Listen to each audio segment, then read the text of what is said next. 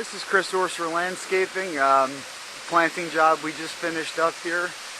As a focal point to this house is a nice big waterfall, and there's actually a main road 413 right behind this waterfall, and all this splashing water dripping down into the reservoir just helps to block out a lot of that sound.